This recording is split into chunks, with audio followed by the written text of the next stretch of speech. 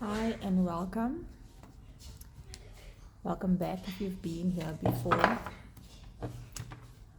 Today is going to be a little bit of everything, and I hope it will be really supportive and helpful for you. If you found this, then we are aligned in some way. Whenever you find this, it might be helpful.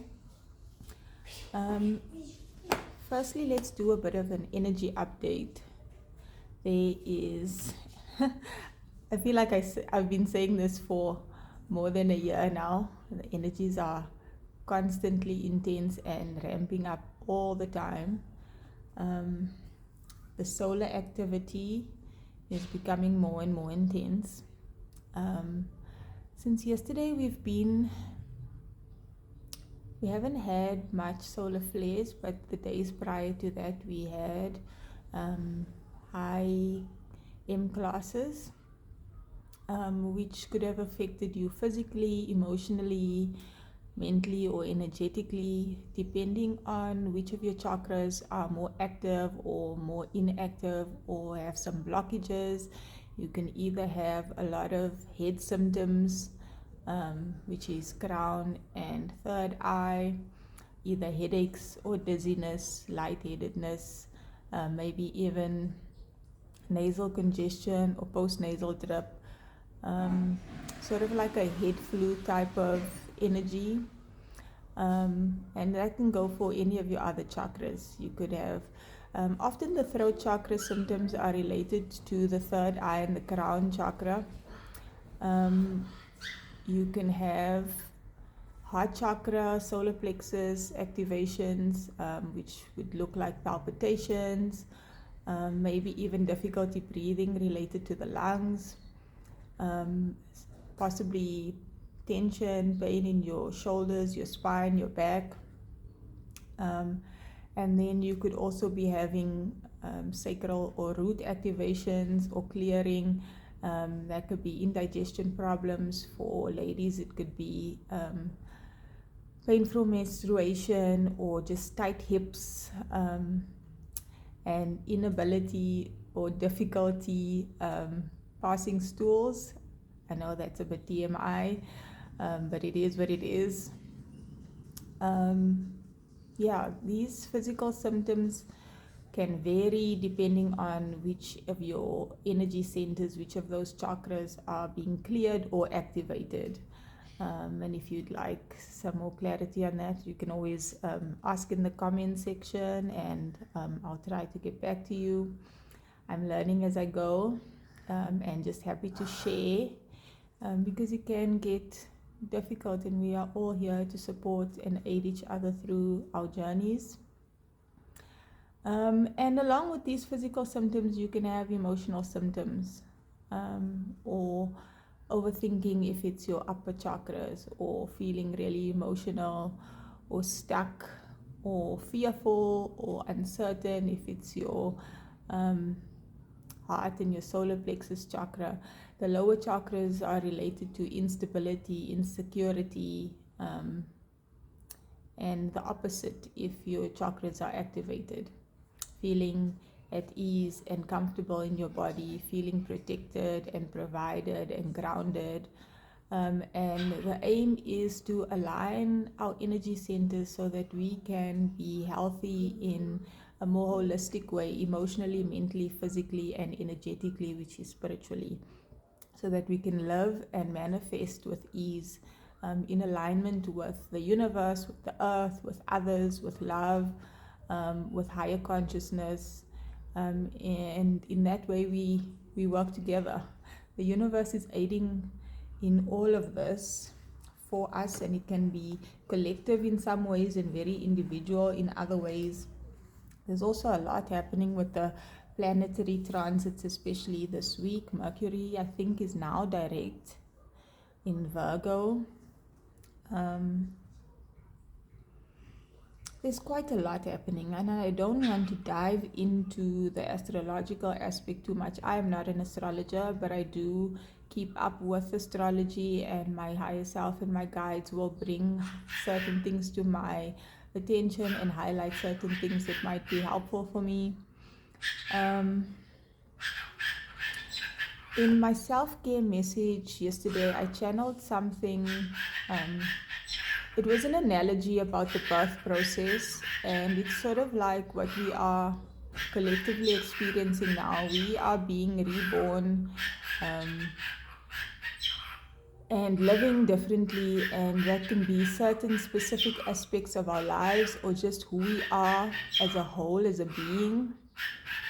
And for some of us, it might have actually felt like the labor has been stalled, and there's been a lot of pressure. I know I'm feeling a lot of crown chakra pressure, head pressure this morning. It's sort of like that point when your head is about to come through the birth canal. Again, this all sounds very TMI, but that's kind of the collective energy that I'm getting.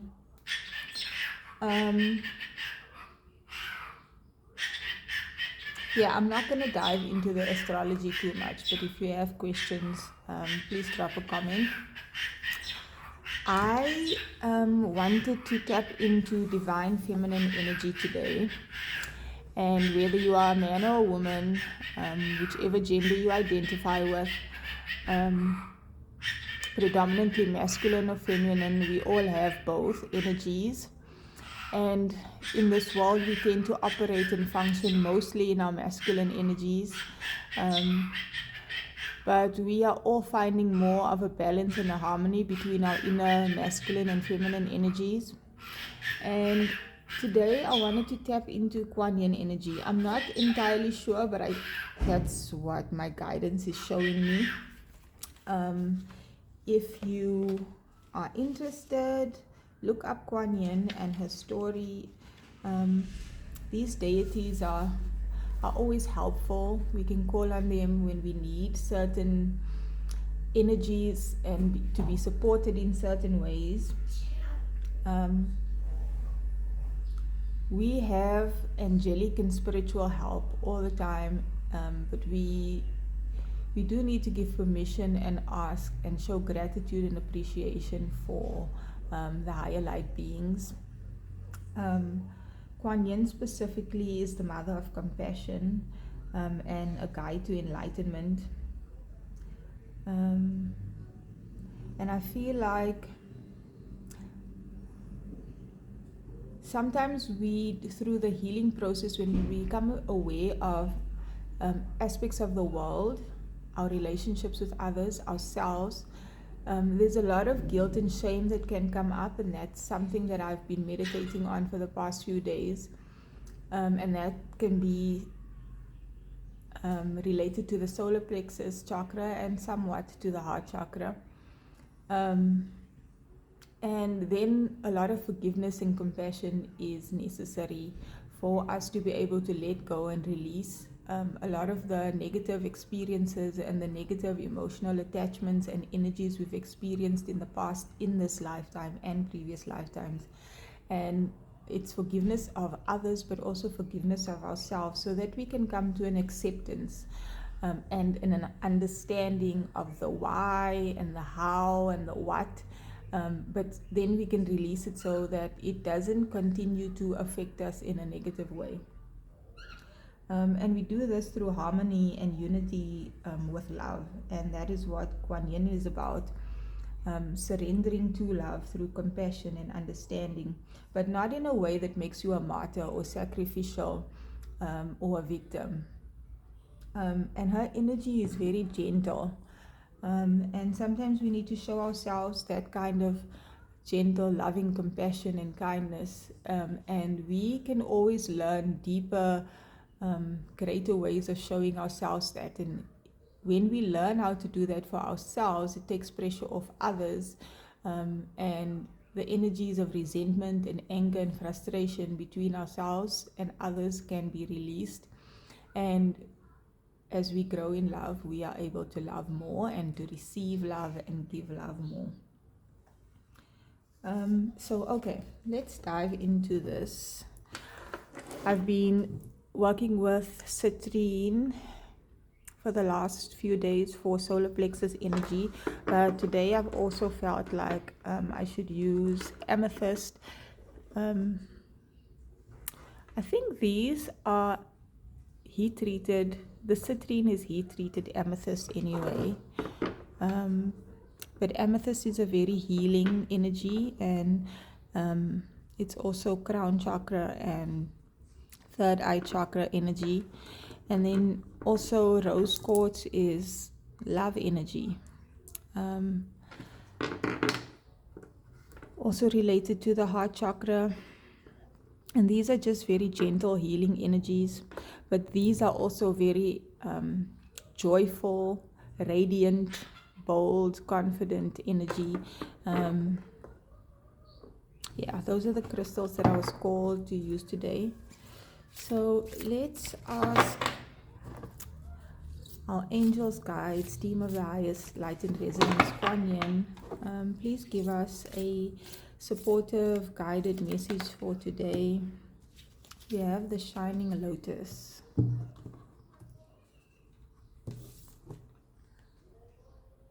This is the number 26. Twos are companionship, duality, cooperation. And sixes is harmony, balance, love, compassion, energy. And a 2 and a 6 is an 8, which is infiniteness, abundance. And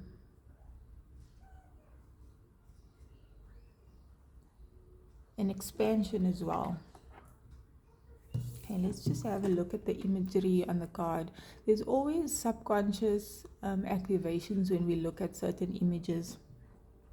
And what I'm getting from this card is there's a very gentle and graceful and serene energy. And this is now my physiotherapy, very logical brain kicking in. But the way that she's sitting is very asymmetrical and off-center. And this is not the general meaning for the card. I will get into that. But intuitively, I'm being guided to notice that we can often live in a very linear way and move and act in a very direct, straightforward way, or a very, what is the word I'm looking for? In the same way all the time, like in one dimension or in only certain dimensions. So this way or this way. But this is a more diagonal posture that she's adapting here. And someone might need to pay attention to their posture. Like a lot of us sit at a desk all the time, or we have a very fixed posture when we walk, move in certain directions, only certain planes of existence, and that can be physical and metaphorical. And sometimes we need to allow a little bit of variation in what we do and how we think and how we move. Yoga is really good for this, but dance as well. But I feel like this is a very supported position, so maybe not activities. Well, yoga is always great, dancing is always great, stuff like swimming and any physical activity, but I feel like we need to have more supported postures, but different from what we usually do. Just looking at the way that she's sitting right now, and really becoming comfortable in our bodies, and reminding ourselves, giving ourselves that bodily awareness of softening, and just moving differently to what we usually do. Okay, sometimes intuitively we get messages that are not what we usually get. I'm also, okay, so this is the shining lotus. And funny enough, the lotus energy was coming to me yesterday as well. And the lotus is about blooming from a dark, muddy, dirty place, and the lotus flower blooms into this beautiful thing from an environment that wouldn't be perceived as something that is so beautiful. So let's see what the book says.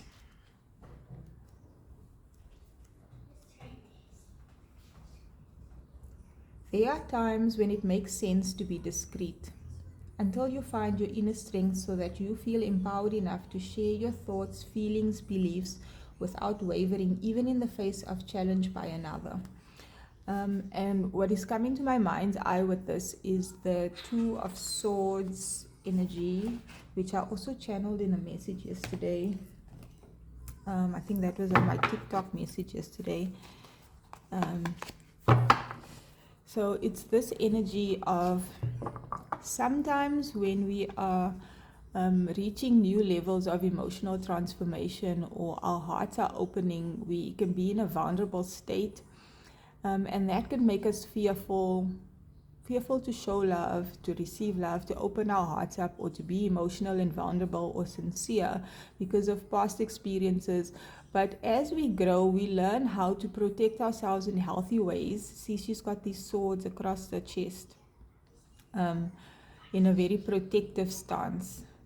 And sometimes we become really blocked off and closed off, and you can, even if you pay attention, you can feel into your heart space when it's hurting, when it's aching, when it's closed, when it's not open. And sometimes it's necessary to protect ourselves. But in this picture, her eyes are blindfolded, because sometimes what we see with our eyes can be deceptive. But when we use our intuition, our third eye, and our higher knowing and wisdom, which is what the swords are, is we can then discern between when to protect ourselves from negativity, toxicity, low vibrational energies or experiences, or even people and situations, but not block ourselves off from everything and block ourselves off from love. And this is how our chakras work together. It's higher consciousness with intuition and discernment, and also swords are speaking truth, honesty, and communicating, knowing when to communicate and how to communicate in a balanced, healthy way. So there has to be a harmony and a balance between being open and protecting ourselves with healthy boundaries, and being able to give and receive, being able to express ourselves verbally and in other ways so that we are heard and understood, but we also can do the same for others. Okay, let's continue with the message in the book. At other times, we benefit ourselves and others by taking a risk and allowing the inner lotus blossom of our true self to shine forth for all to behold.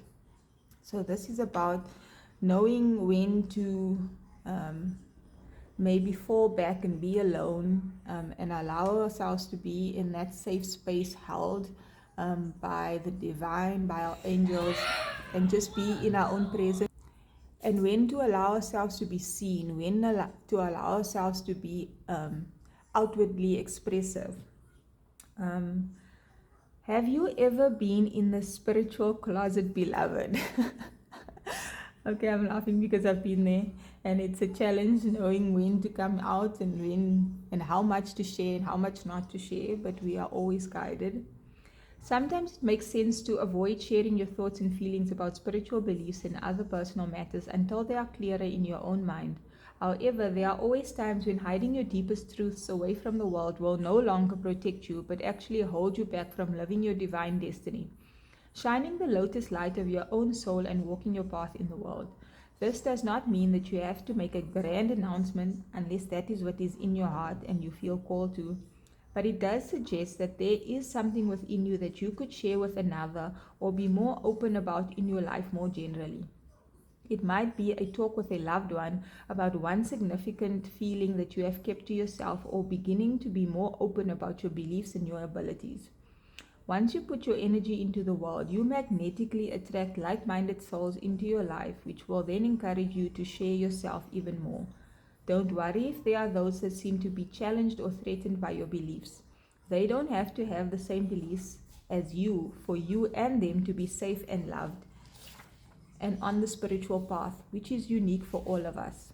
You and others can benefit greatly from you staying true to your heart, and at the same time being open to the fact that they will have their own truths that may differ to yours. And that is just the way it is. You don't have to convince others or be convinced of anything yourself. All you need to do is listen to your own heart. If there is something that you have been holding within, You are guided to listen to your heart for the right time and the best way to share it. Let the lotus light of your own heart, your own soul, your own inner truths shine openly, beloved.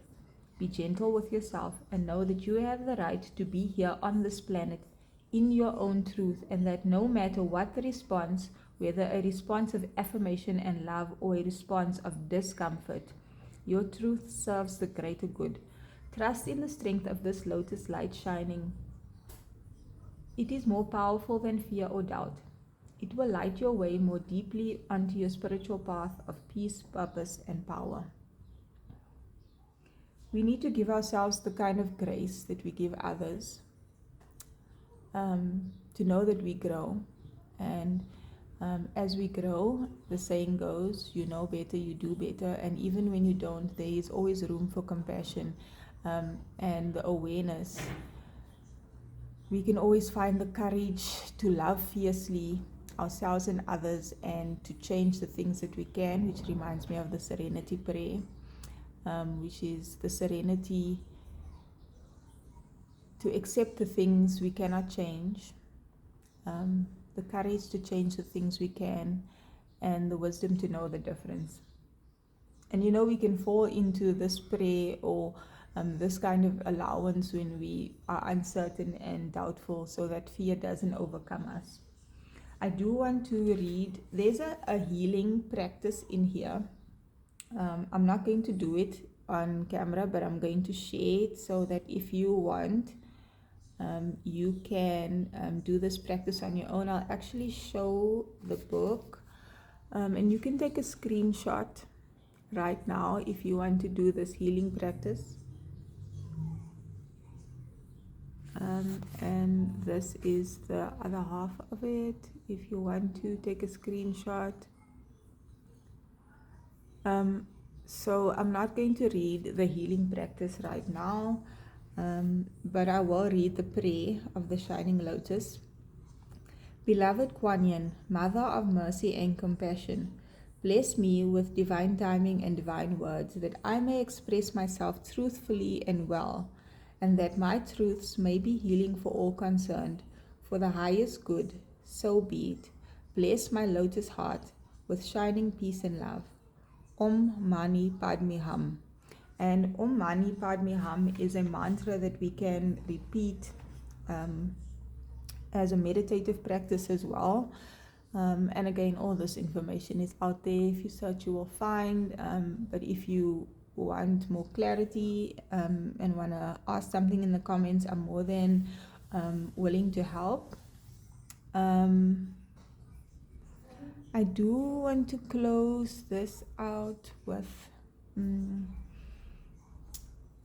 a work your light card. Maybe some guidance for today, or whatever message that would be helpful for today or for this week ahead. Those three want to fall out. Okay, let's take them. Leap. You go first, the universe will catch you. And this is where courage comes into place. I feel like this is the full energy. Someone is ready to take a calculated risk. And you will know in the moment. It will feel like a gentle nudge, or maybe even a shove from the universe to take a leap in a direction, and you will know what this is. Sometimes all we need is the trust and the faith that the universe will catch us. You're already doing it. Stop overthinking. Keep facing your true north. So there's something that you are already doing, and you need to keep going in that direction. You are already on the right path. And again, sometimes we just need to trust that the universe has our back and that it's all going to work out. And then lastly, we have dance with life. Do something to change your energy. Maybe put some music on and dance, but also just bring more joy and ease into whatever you're doing, so that it's not so effortful and not so stressful and doesn't feel so difficult. I'm being reminded about a picture frame fell off the wall the other day, and it's a picture of me. And I think the message behind it is about reframing our beliefs about ourselves and how we see ourselves, and how we feel about ourselves. Sorry, my Virgo OCD-ness is just coming through now as I channel. And I think that is where the message ends for today. I hope this was supportive and helpful for you in some way. If it has been, I would really appreciate if you hit the like button, subscribe, or comment, or share. It really does help to keep doing this type of thing. And your interaction helps me to gauge what kind of information, what kind of messages to share, and how to be supportive. Yeah, I hope that you have a blessed day, and that this was helpful for you in some way, and that you will join me again in another video.